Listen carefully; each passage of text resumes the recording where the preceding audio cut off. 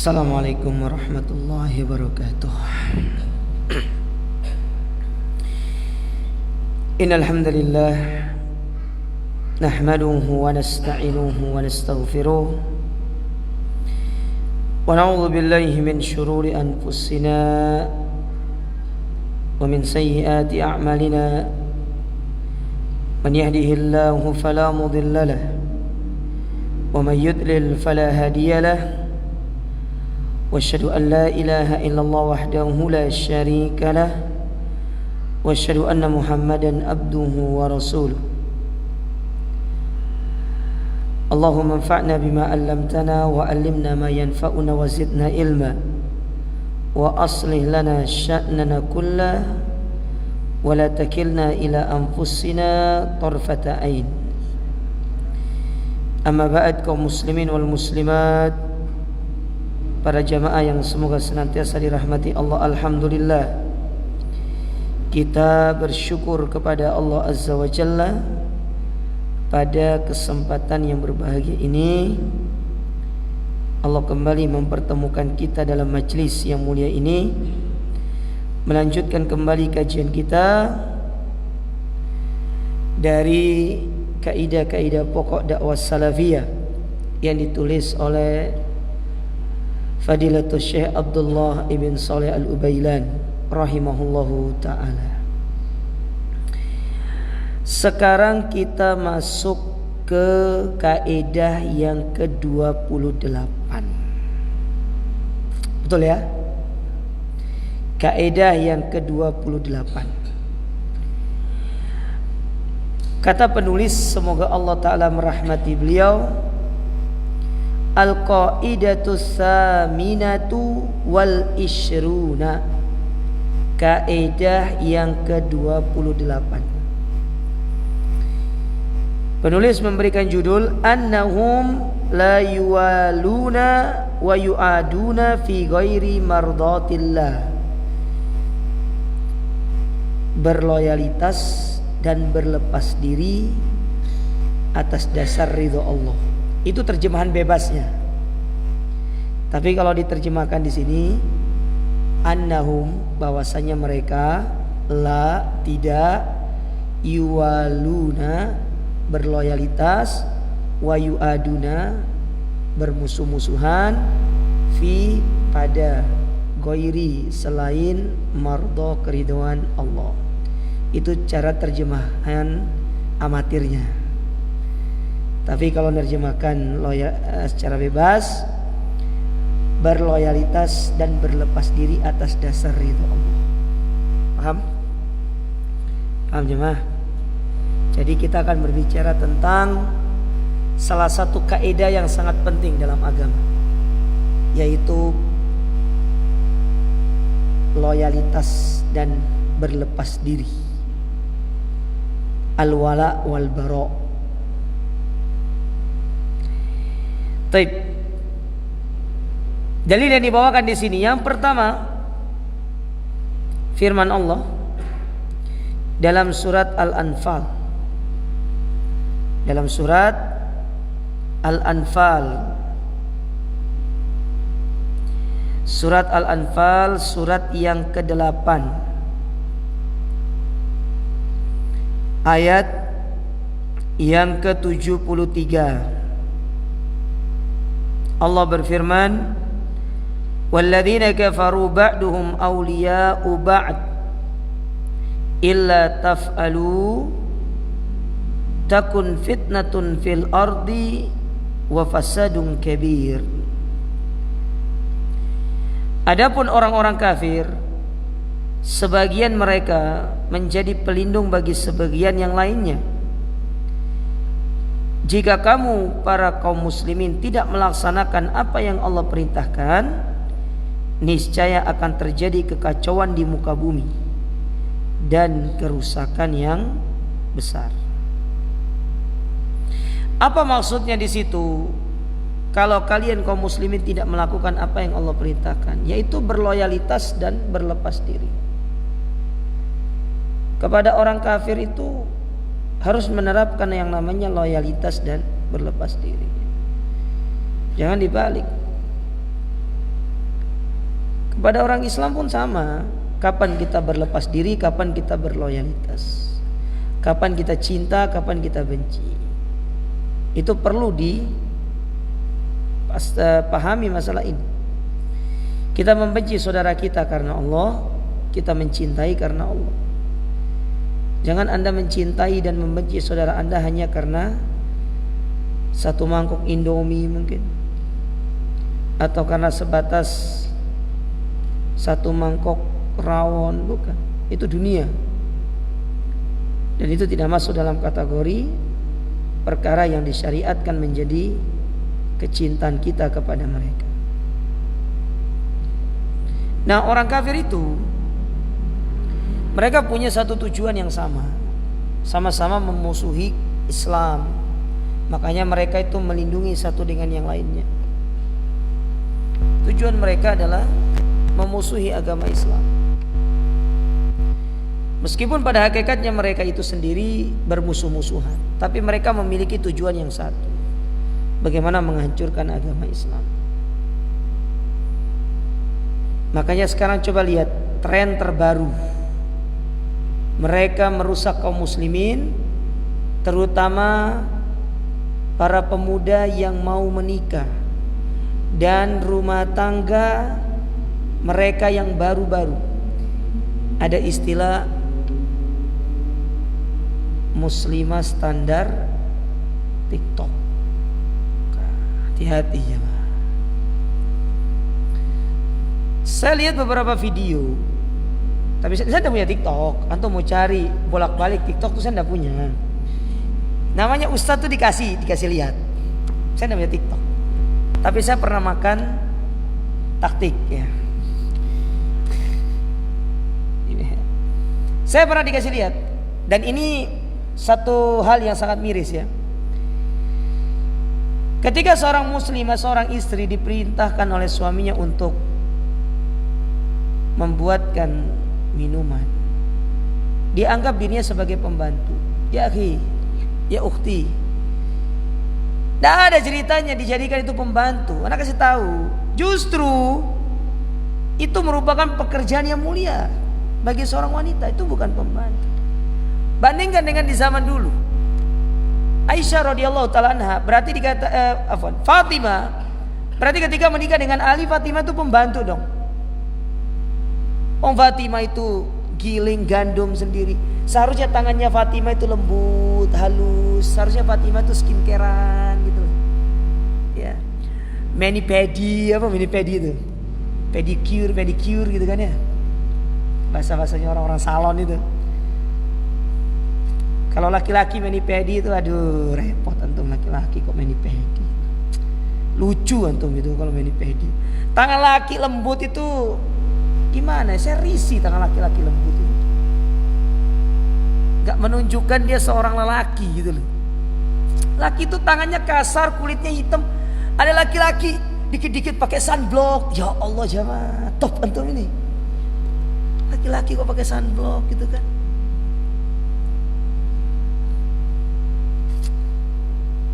Ya kalau sekedar pakai hand body supaya kulitnya tidak kering nggak apa-apa. Ini pakai sunblock, pakai sunscreen. Tem laki ya. Laki antum itu. Ya. Seganteng-ganteng antum, tapi kalau nggak punya uang nggak ada yang mau sama antum.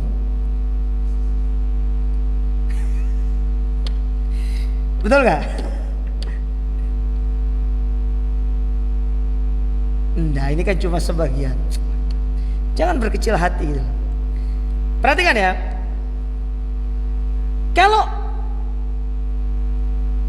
hal itu kemudian menjadi satu hal yang apa ya bahasanya itu, dibenarkan di dalam agama kita, makanya banyak perceraian itu. Nggak usah heran kemudian ada orang pergi keluar dari pengadilan bawa akta cerai itu, shoot, dilempar ke atas. Antum bahagia dengan semua itu. Syaitan itu justru sedang bahagia ngelihat kita sudah selesai goda dia. Kan syaitan itu kan paling berat godaannya adalah menggoda manusia supaya mereka bercerai. Hati-hati. Muslimah standar TikTok, Muslim standar TikTok gitu. Muslimah itu standar Al-Quran dan Sunnah. Muslim itu standar Al-Quran, bukan standar TikTok. TikTok yang buat orang kafir, gak kenal Tuhan yang buat TikTok itu. Dari negara komunis, gak kenal Tuhan. Kok itu antum jadikan preferensi? Antum sekolah, antum belajar, kok antum jadikan itu sebagai preferensi? Media sosial itu digunakan sesuai dengan apa yang menjadi peruntukan media sosial, bentuk bersosialisasi yang baik-baik aja. Ini ndak buat buat video curhat di situ, akhirnya banyak orang, oh nggak benar ini gini. Ya, mereka yang ngomong nggak ngerti agama, nggak ngerti agama. Nah kasihan generasi sekarang ini. Kasihan, rumah tangganya rusak. Dulu orang itu ketika dia punya masalah rumah tangga, dia berusaha untuk mempertahankan rumah tangganya. Kalau sekarang tidak, dikit-dikit cerai. Baru usia 6 bulan pernikahan kayaknya sudah tidak ada kecocokan. Ya wajar, mau menyatukan dua kepala dalam satu rumah itu butuh waktu. Butuh waktu untuk menemukan formulasi yang pas dalam rumah tangga itu butuh waktu.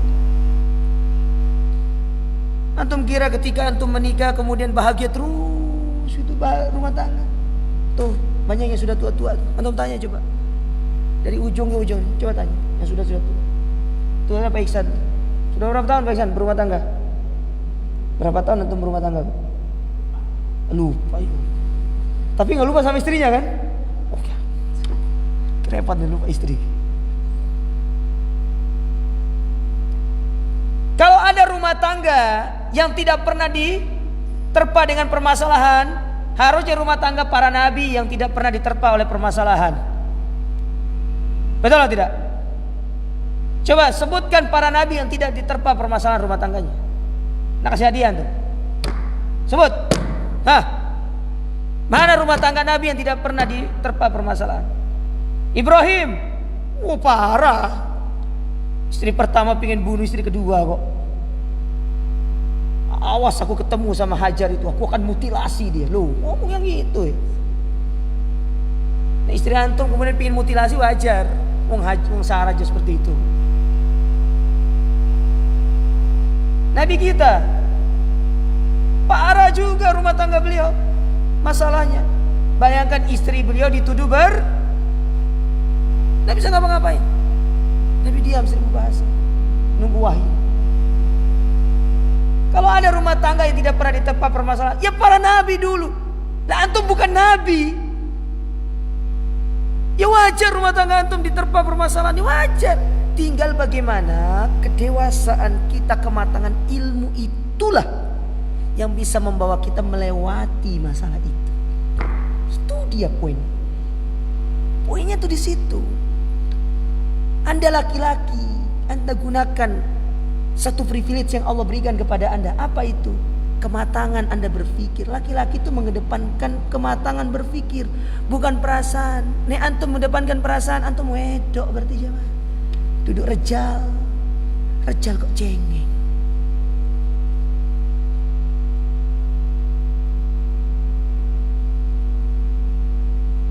Laki-laki itu dewasa, dia mengedepankan pemikiran gitu. Nah ini nih generasi sekarang kayak gitu. Kasihan, Allah kasihan.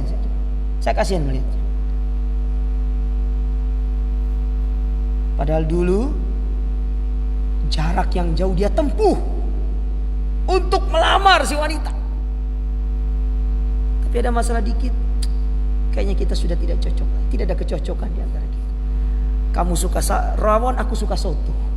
Emang gak boleh istri suka rawon, kita suka soto, kemudian pas pesan, Mbak rawon 1 soto 1, tinggal taruh atas meja sharing kita. Gak boleh tak? Boleh kan? Oh kita beda madhab. Kamu sotonya pakai kecap, aku enggak. Kayaknya kita sudah tidak cocok. Lantaran perkara kecap antum tidak cocok. Allah karim.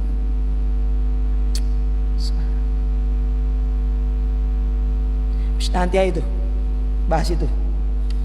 Antum hadir di Halal Market, ya kita promosi. Antum hadir di Halal Market akhir bulan Juni. Kita ada dauro 3 ustadz. Ya, insyaallah di situ ada saya, ada Ustadz Fadlan, kemudian satunya kalau tidak salah Ustadz Nur Yasin. Kita akan berbicara tentang pranikah, pasca nikah dan prahara pernikahan. Antum hadir di situ di Halal Market. Antum duduk biar dengar. Kalau yang ada yang pernah saya lihat itu duduk, saya sikat habis. Rumah tangga itu gitu aja. Wajar. Itu wajar, hal yang lumrah. Jalani aja gitu loh. Kayak antum belajar sepeda motor, jatuh bangun selesai. Nanti ujung-ujungnya akan lancar. Tidak ada baru pegang sepeda motor terus kayak Valentino. Ya harus jatuh dulu, jatuh bangun. Baik, kita lanjutkan. Jadi Allah katakan di situ, illa taf'alu, kalau kamu tidak melakukan apa yang Allah perintahkan, maksudnya berloyalitas dan berlepas diri sebagaimana disebutkan oleh Syekh Abdurrahman bin Nasir As-Sa'di di dalam tafsirnya ketika beliau menafsirkan firman Allah Ta'ala, illa taf'alu, jika kamu tidak melaksanakannya, kata beliau, yakni al-wala wal bara. Itu maksudnya al-wala wal bara, ya.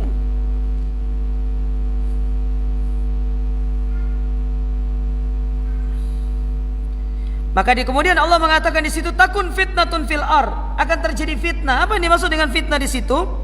Bercampurnya antara hak dengan yang batil. Jadi tidak bisa kemudian kita bedakan lagi mana hak, mana kebatilan. Campur aduk. Tidak bisa membedakan. Makanya adanya wala wal bara itu untuk memisahkan mana yang hak, mana yang batil. Mana itu sunnah, mana itu bid'ah, mana itu tauhid, mana itu syirik. Itu pentingnya al-wala wal bara. Taib. Ayat kedua. Surat At-Taubah, surat yang ke-9. Surat yang ke-9 ayat yang ke-71. Allah Subhanahu wa taala berfirman, wal mu'minuna wal mu'minat, dan mukmin laki-laki demikian mukmin perempuan, ba'duhum awliya'u ba'd, sebagian mereka bagi sebagian yang lainnya adalah penolong. Ya'muruna bil ma'ruf wa yanhauna 'anil munkar, mereka mengajak kepada kebaikan dan mencegah dari kemungkaran. Wa yuqimunas shalah, mendirikan salat. Wa yu'tunaz zakah, mengeluarkan zakat. Wa yuti'unallaha wa rasulah, mereka taat kepada Allah dan Rasulnya. Kalau kita punya sifat ini, apa kata Allah? Ulaika, mereka itulah sayarhumuhumullah, orang-orang yang akan dirahmati oleh Allah. Innallaha azizun hakim, karena sesungguhnya Allah Ta'ala itu maha perkasa lagi maha bijaksana. Perhatikan awal kalimat di situ. Allah mengatakan mukmin laki-laki dan mukmin perempuan sebagian bagi sebagian sebagai penolong dalam kebaikan, bukan dalam keburukan. Teman kita melakukan tindakan kebaikan, kita bantu. Kalau dia melakukan keburukan, kita cegah dia, ya, kita cegah dia, menasehati. Makanya Nabi mengatakan, barang siapa yang melihat kemungkaran, cegah dengan tangannya. Kalau tidak mampu dengan lisannya, kalau dia tidak mampu dengan hatinya. Dan itu selemah-lemahnya iman dalam amar ma'ruf nahi munkar. Nasihati dengan cara yang baik, ajak duduk, klarifikasi, tanya, afwan akhi, ana cinta kepada antum karena Allah, ana mau klarifikasi aja, ana tidak sengaja lihat apakah antum atau tidak pernah begini. Kalau katakan, oh saya tidak pernah begitu, ya sudah, alhamdulillah. Ya kita berharap semoga tidak terjadi seperti itu. Seperti itunya kita nasihati orang tuh. Jangan langsung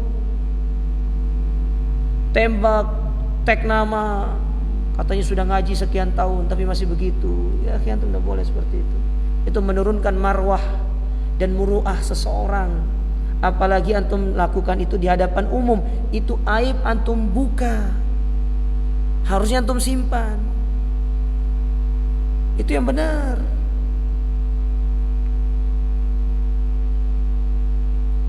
Dan sekali lagi ingat, ya, niat kita karena Allah, karena akhirat, bukan karena urusan dunia. Kalau masih ada di antara kita rasa cinta dan benci yang kita bangun dalam urusan dunia, hari ini antum cut semua itu. Antum perbaiki niat, perbaiki hati. Saya cinta dan benci saudara saya karena Allah. Kalau dia taat saya cinta, kalau dia maksiat saya nasihati. Kalau dia tidak boleh nasihati, tinggalkan dia, karena hati kita ini lemah. Siapa tahu kita akan terbawa dengan mereka. Tenang, antum tinggalkan teman antum yang buruk karena Allah, Allah ganti dengan yang lebih baik. Allah katakan dalam surat An-Nisa, ya Nisa ya, ayat 100. Allah berfirman, "Wa man yuhajir fi sabilillah yajid fil ardi muragaman katsiran wasa'." Kita meninggalkan sesuatu karena Allah, Allah ganti dengan yang lebih baik. Cuma masalahnya banyak orang itu tidak mengimani tentang hal itu. Karena mindset dia kalau ditinggalkan pingin langsung diganti. Tidak gitu. Allah tuh menggantinya itu pada waktu yang tepat. Ada orang langsung diganti, ada orang itu diuji dulu supaya berdosanya dibersihkan, kemudian dia semakin tegar. Ketika pada ujungnya, ya, pada puncak hal tersebut dia sudah lewati, disitulah kemenangan yang Allah berikan kepada dia. Ada orang-orang seperti itu.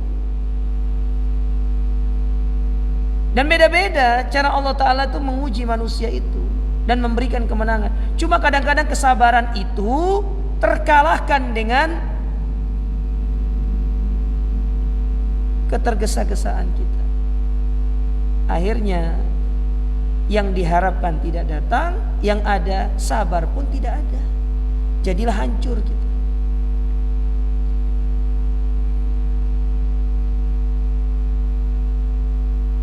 Nah, inilah pentingnya seorang husnudzon kepada Allah. Husnudzon, jangan suudzon. Husnudzon, lewati proses, nikmati proses itu. Minta bimbingan sama Allah. Allah yang akan membimbing kita. Ketika sudah sampai pada ujungnya nanti, baru Allah akan kasih semua. Antum melihat orang naik gunung, jangan lihat ketika dia di puncak. Lihat ketika dia dari titik 0 sampai atas itu. Apa yang dia lakukan?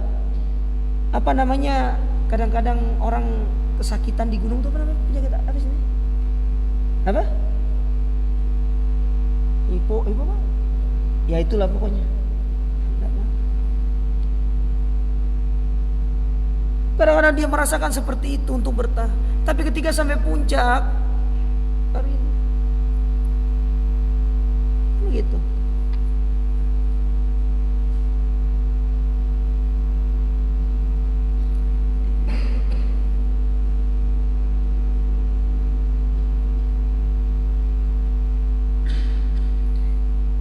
Antum tahu nggak hikmahnya? Kenapa untuk mendapatkan surga itu butuh lelah? Ibadah itu. Kata para ulama, kenapa harus diawali dengan kelelahan? Supaya kita lebih bersyukur. Tatkala kita mendapatkan sesuatu yang kita inginkan, kita akan menghargai hal tersebut.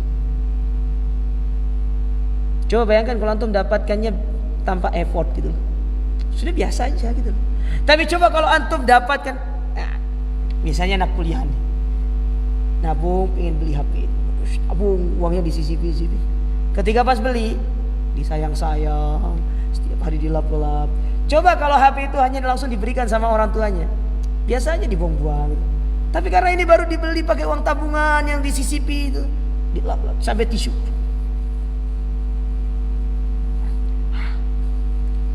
gitu kan. Dipasangin anti gores, ya kan? Dibelikan ini segala macam. Tapi coba kalau didapatkan tanpa effort, biasa aja. Ya, biasa aja.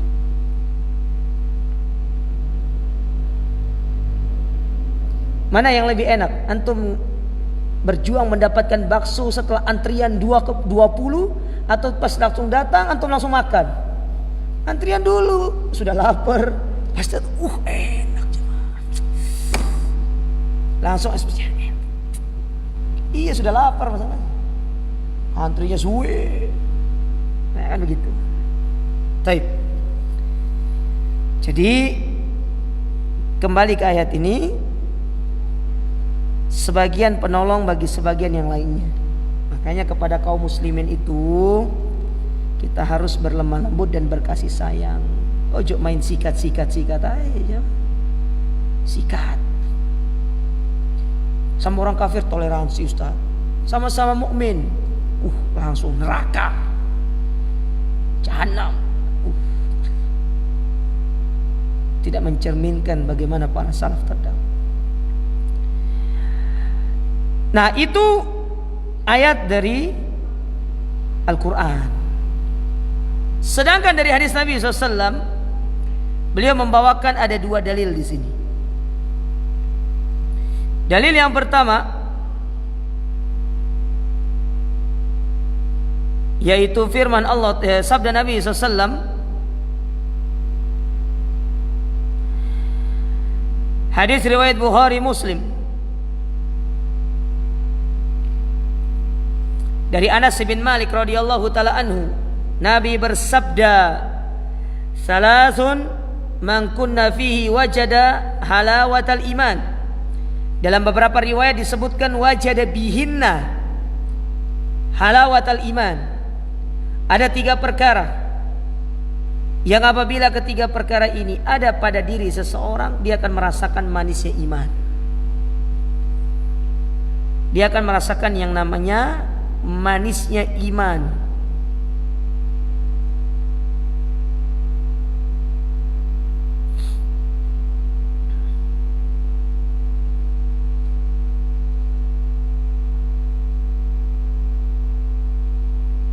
Yang pertama,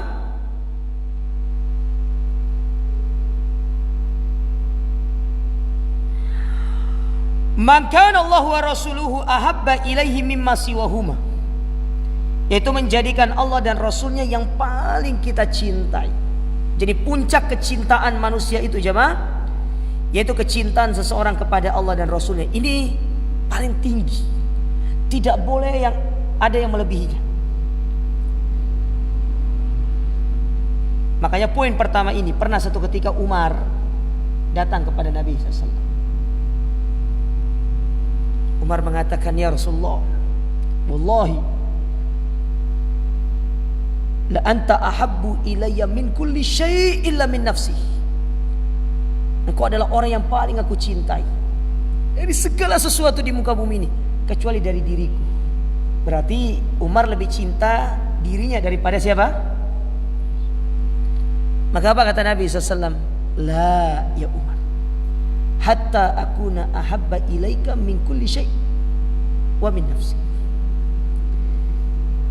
Tidak, sampai engkau menjadikan aku lebih engkau cintai meskipun itu dari dirimu. Seketika itu Umar merubah dan merevisi ucapannya, wal an ya Rasulullah, anta la ahabbu ilayya min kulli syai' wa min nafsi. Engkau adalah orang yang paling kucintai dari segala sesuatu, termasuk dari diriku sendiri. Kata Nabi, al-an, baru benar. Bayangkan loh ya, kita mencintai diri kita saja lebih besar daripada kecintaan kita kepada Allah dan Rasul, itu tidak boleh. Apalagi antum mencintai dunia lebih besar daripada kecintaan antum kepada Allah dan Rasulnya. Mana gambaran orang itu lebih cinta kepada dunia daripada Allah dan Rasulnya? Ketika panggilan untuk mengikuti Al-Quran dan Sunnah, ketika panggilan untuk melaksanakan perintah, ketika ada panggilan untuk meninggalkan larangan, antum kesampingkan itu dan lebih memilih untuk takut kehilangan dunia. maka pada saat itu antum dikatakan lebih cinta kepada dunia daripada kepada Allah dan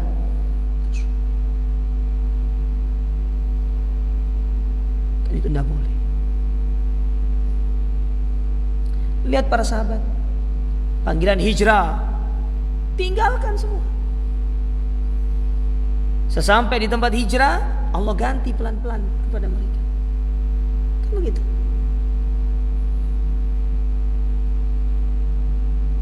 Karena mereka sudah mencintai Allah dan Rasulnya yang paling utama. Bukan lagi kecintaan kepada diri mereka, tapi kepada Allah dan Rasulnya. Mereka mengorbankan jiwa dan raga. Lihat para sahabat. Kita ini belum. Kalau menguntungkan baru cinta Allah dan Rasulnya. Tapi kalau tidak menguntungkan, apalagi berpotensi untuk mengganggu dunia kita. Saya mikir, Ustaz, hati anda belum mantap Ustaz. Saya dorong tokoh hidayah. Gitu nih. Hati-hati. Bisa seperti itu. Ustaz, anda tak mantepin hati dulu lah. Begitu.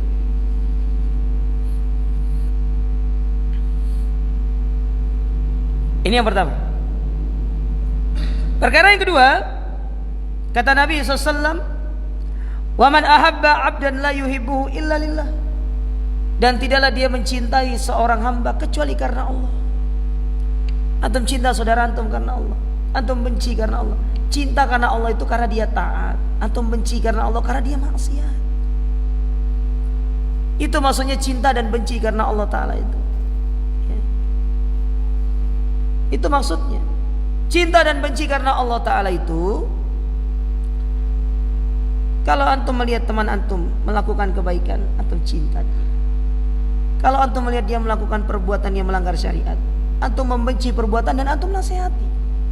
Kalau sudah antum nasihatin dia tidak mau berubah, antum tinggalkan, antum doakan. Antum tinggalkan, antum doakan. Jangan terus duduk bersama mereka.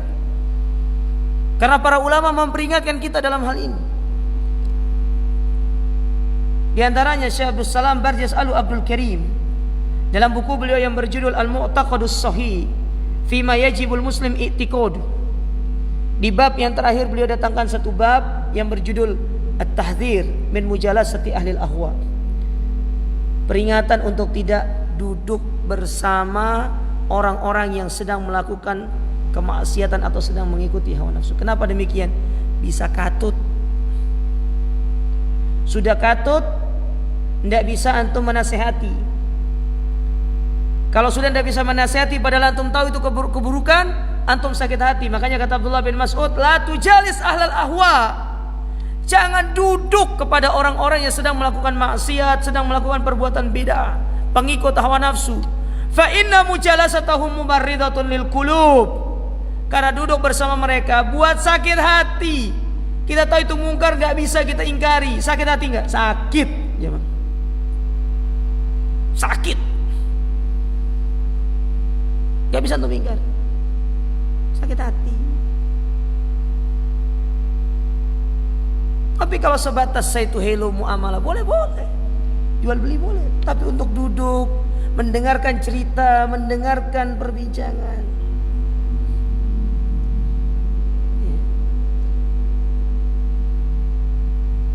kata Allah Ta'ala dalam Al-Quran menyebutkan tentang masalah itu.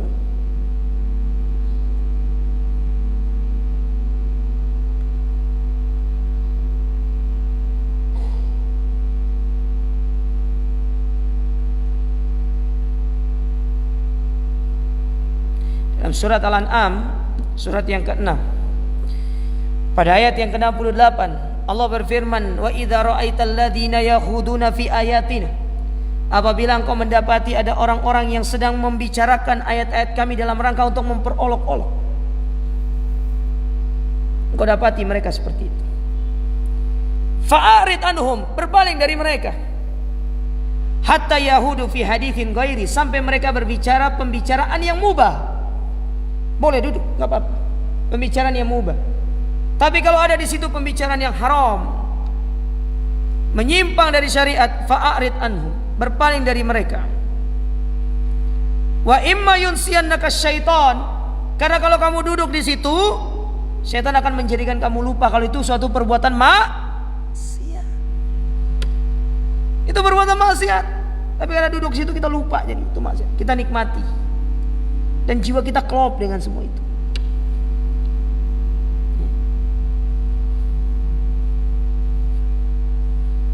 Hati-hati. Ya. Fala taqud ba'da dzikra ma'al qaumidz zalimin. Maka jangan duduk bersama orang-orang yang zalim sesudah turun larangan ini. Ini perintah dari Allah. Kita kembali ke hadis ini. Maka ketika dapati saudara kita berbuat maksiat, nasihati, ingatkan. Itu bentuk kecintaan kita kepada dia. Makanya antum jangan mengaku sohib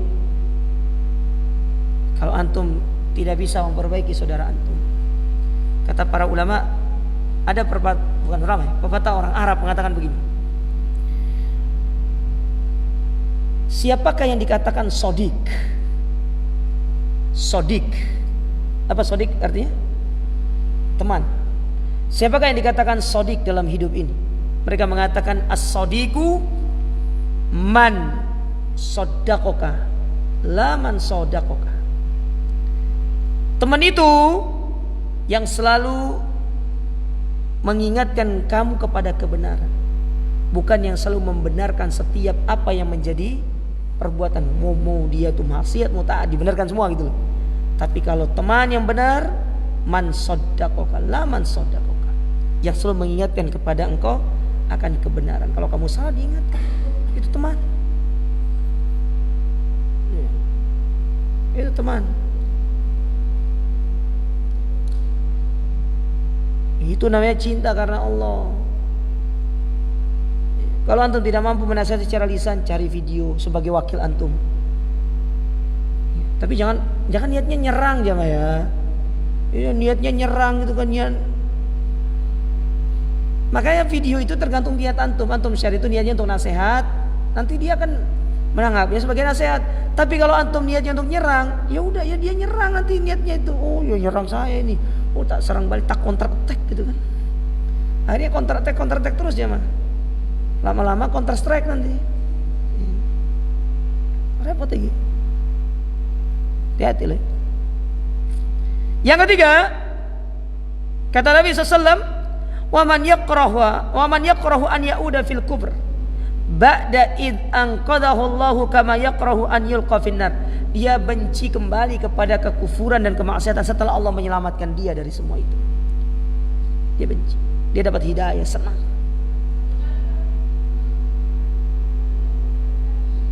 Hah? Kenapa? Lihat di YouTube nanti. Hanya emak-emak yang berani nyuruh ulang ustadznya. Lihat di YouTube. Menit ke berapa nih? Mas Raga, menit ke berapa?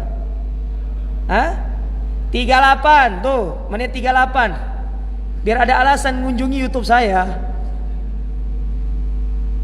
Tulis nanti itu YouTube saya tuh.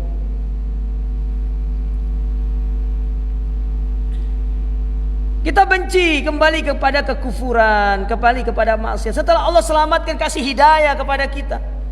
Maka di antara bentuk kebencian itu, jangan muamalah kepada orang seperti itu.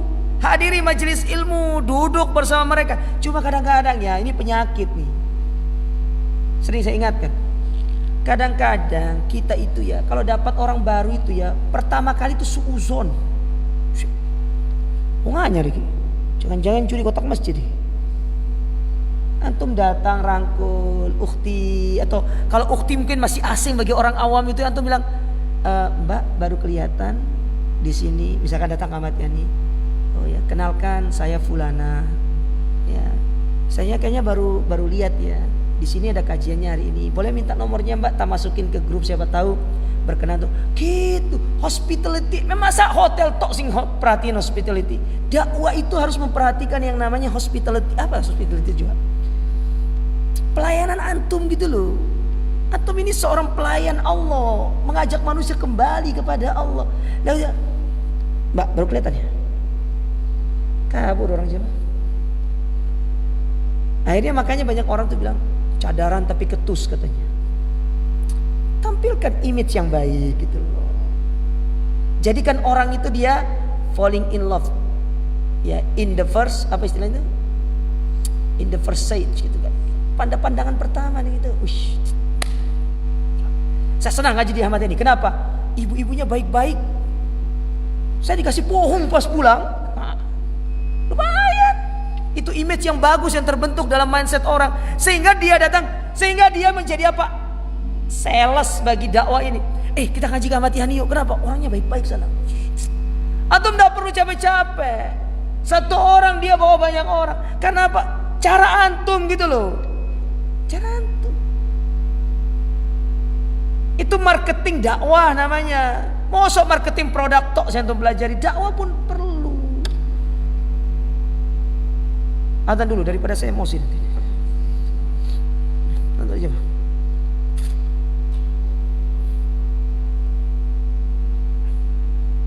Allahu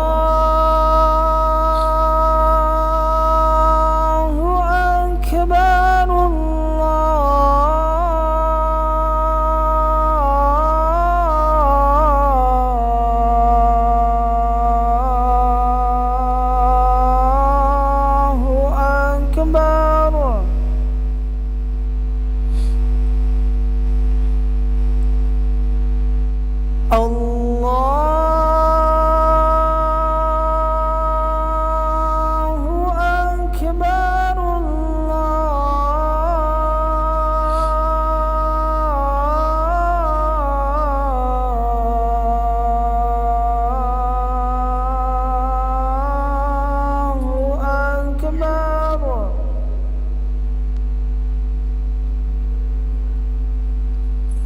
Asyhadu an la ilaha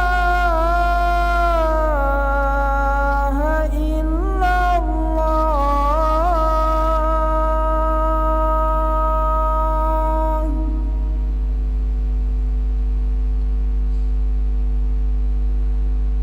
Asyhadu an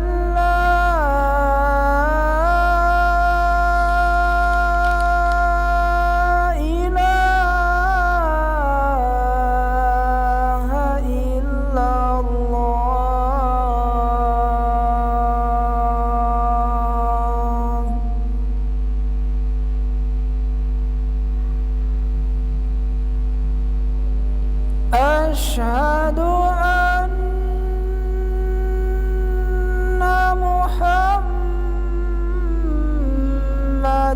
Rasulullah.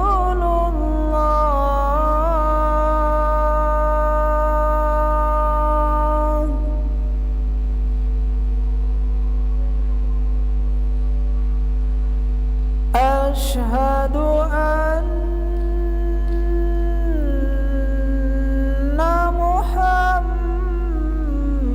Muhammadar Rasulullah.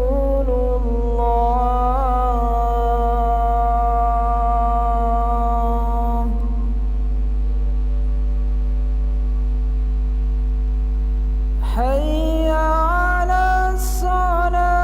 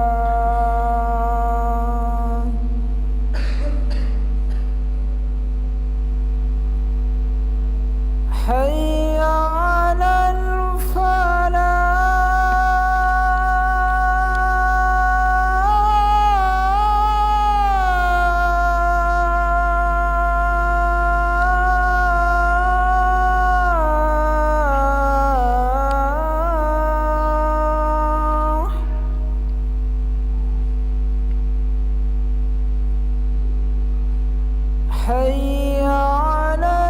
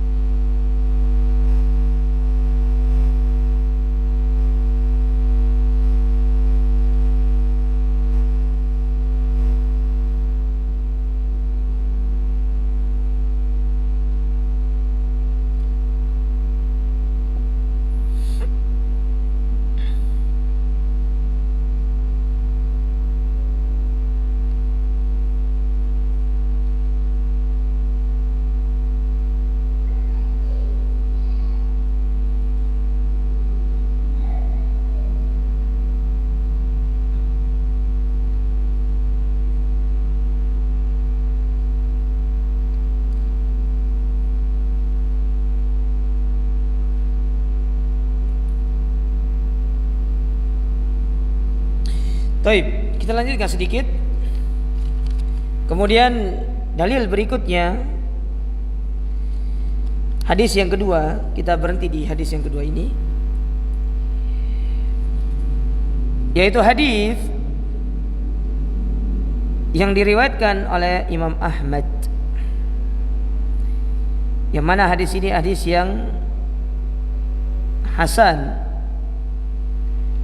Nabi pernah bersabda, inna awthaqa ural Islam, sesungguhnya tali atau simpul kuatnya agama Islam itu adalah antuhibba fillah wa tubghidha fillah, engkau membenci dan mencintai karena Allah. Jadi ketika kita membenci dan mencintai karena Allah, itu sebagai wujud kita mengikat Islam itu dengan ikatan yang kuat pada diri kita. Nah, karena itu para jamaah sekalian, penting ya kita memperhatikan akidah al-wala wal bara ini. Ini merupakan akidah yang sangat urgen sekali dalam agama kita, terutama kaitannya dengan orang-orang kafir ataupun kepada ahlul ahwa dan ahlul bidah. Tapi wallahu a'lam bishawab. Di sini ada satu pertanyaan, satu aja, nggak usah lebih. Afwan Ustaz, kemarin jenengan menerangkan apabila salah satu dari kalian mengucapkan amin ketika sholat berjamaah dan ucapannya bersamaan dengan ucapan malaikat, maka dosanya akan terampuni. Yang ana tanyakan, untuk akhwat mengucapkan aminnya itu dengan suara lirih atau hanya isyarat bibir atau di dalam hati? Disebutkan oleh para ulama, kalau wanita itu sholatnya bersama sesama wanita atau bersama laki-laki yang menjadi mahramnya, dia boleh mengeraskan suara bacaan aminnya. Tapi kalau dia sholat berjamaah bersama laki-laki yang bukan mahram seperti sekarang di sini, maka aminnya itu cukup dilirihkan. Cukup dilirihkan, jangan dikeraskan. Karena kalau dikeraskan bahaya. Ya, jadi dilirihkan. Cukup kita yang dengar ataupun ya kiri kanan kita. Kalau sampai bocor ke laki-laki itu repot. Jadi cukup kiri kanan kita itu yang bisa mendengar. Pendapat ini disebutkan oleh kalangan mazhab Syafi'i dan yang lainnya, dan ini pendapat yang dikuatkan oleh para ulama terkait bacaan Amin. Wallahu a'lam bishawab. Insyaallah kita lanjutkan pada pertemuan berikutnya. Semoga apa yang disampaikan ini bermanfaat. Kita akhiri subhanakallahumma rabbana wa bihamdika asyhadu an la ilaha illa anta astaghfiruka wa atubu ilaik. Assalamualaikum warahmatullahi wabarakatuh.